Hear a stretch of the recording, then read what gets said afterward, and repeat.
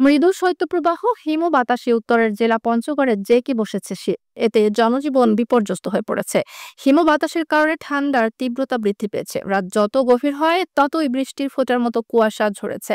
তীব্র ঠান্ডায় সাধারণ মানুষজন কাহিল হয়ে পড়েছে। ঠান্ডার কারণে অনেক দরিদ্র নিম্ন আয়ের মানুষজন সকালে বাড়ি থেকে বের হতে না পারায় কাজে যোগ দিতে পারছে না। একদিকে শীতের কাপড়ের অভাব ও অন্যদিকে কাজের সুযোগ কমে যাওয়ায় তারা পড়েছে চরম বিপাকে।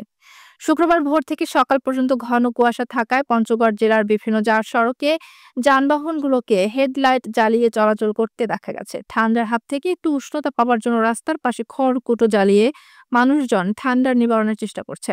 এদিকে বেলা বাড়ার সাথে সাথে রোদের তীব্রতা বাড়লেও বিকেল হতে বইছে কনকনে বাতাস ও সেই সাথে বাড়ছে ঠান্ডা। শহরের কামাতপাড়া মহল্লা আশরাফ আলী জানান, সন্ধ্যার পর থেকে হিমবাতাস ও ঘন কুয়াশা থাকায় শীতের তীব্রতা বৃদ্ধি পেয়েছে। মোটা কাপড় গায়ে জড়িয়েও শীত মানছে না। রোশনাবাগ মহল্লার দিলরুবা জানান, সকালে পানিগুলো বরফের মতো ঠান্ডা ঠান্ডা, রান্না করতে খুব কষ্ট হয়। শহরের অটো চালক লেলিন জানান, তীব্র শীতের কারণে যাত্রীরা বের হচ্ছে না। আমরা ভাড়া পাচ্ছি না, আমরা খুব কষ্টে দিন যাপন করছি। এদিকে তেঁতুলিয়া আবহাওয়া পর্যবেক্ষণ কেন্দ্রের ভারপ্রাপ্ত কর্মকর্তা জিতেন্দ্রনাথ রায় মুঠোফোনে জানিয়েছেন, পঞ্চগড়ের তেঁতুলিয়ায় কয়েকদিন থেকে সর্বনিম্ন তাপমাত্রা বিরাজ করছে। দুই একটি দিনের তাপমাত্রা আরো নিচে নামবে। তিনি জানান, শুক্রবার সকাল ৯টায় তেঁতুলিয়ার সর্বনিম্ন তাপমাত্রা রেকর্ড করা হয়েছে ৮.৪ ডিগ্রি সেলসিয়াস, যা এ মৌসুমের নিম্ন তাপমাত্রা।